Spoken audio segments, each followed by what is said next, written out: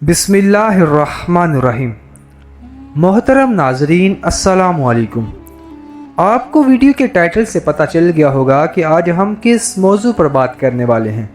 دوستو، تاریخ سے یہ بات ظاہر ہوتی ہے کہ حضرت اسماعیل علیہ السلام ہر سال مکہ شریف سے اپنے والد کی زیارت کو ملک شام جاتے تھے اور وہاں حضرت اسحاق اور دوسرے بھائیوں کو دیکھ کر پھر مکہ شریف تشریف لے جاتے تھے، اور حضرت اسماعیل علیہ السلام کی بیوی مکہ کے شریفوں میں سے تھی اور ان سے 12 بیٹے پیدا ہوئے۔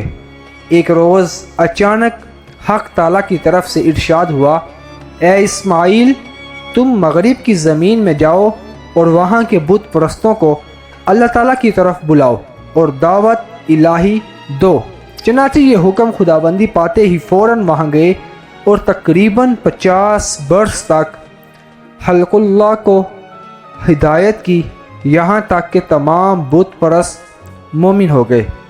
ارشاد بانی ہے، وَاذْكُرْ فِي الْكِتَابِ إِسْمَاعِيلَ إِنَّهُ كَانَ صَادِقَ الْوَعْدِ وَكَانَ رَسُولًا نَبِيًّا وَكَانَ يَأْمُرُ أَهْلَهُ بِالصَّلَاةِ وَالزَّكَاةِ وَكَانَ عِندَ رَبِّهِ مَرْضِيًّا۔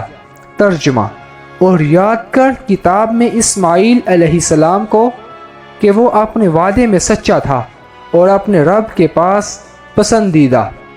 یعنی حضرت اسماعیل علیہ السلام نے ایک شخص سے وعدہ کیا تھا کہ جب تک تو واپس نہ آئے گا میں اسی جگہ پر ٹھہرا رہوں گا، اور وہ شخص تقریباً 1 سال تک نہ آیا۔ حضرت اسماعیل علیہ السلام 1 برس تک اسی جگہ پر اس کے منتظر رہے، اس لیے اللہ تعالیٰ نے ان کو صادق الوعد فرمایا۔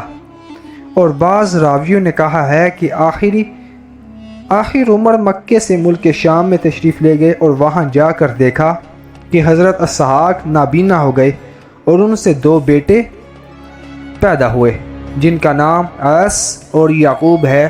آپ کی ایک بیٹی بھی تھی، اس کا نام تسمیہ تھا۔ حضرت عیس علیہ السلام کے ساتھ اس کا بیاہ کر دیا تھا، اور حضرت اسحاق علیہ السلام کو وصیت کر کے پھر مکے میں تشریف لے گئے اور اس واقعے کے 1 برس بعد انتقال فرمایا۔ بعد اس کے ان کے بیٹے ہر ایک ملک میں متفرق ہو گئے، مگر 2 بیٹے ایک ثابت دوسرے کے دار دونوں مکے ہی میں رہ گئے، اور بیشتر اہل عرب اور حجاز انہی کی نسل سے ہیں۔ یہ تھی ہماری آج کی ویڈیو۔ مزید اسلامک ویڈیوز دیکھنے کے لیے ہمارے چینل AH TV کو سبسکرائب کریں تاکہ ہر نئی آنے والی ویڈیو سے آپ باخبر رہ سکیں۔ اب تک کے لیے اتنا ہی، اب اجازت دیجیے۔ السلام علیکم۔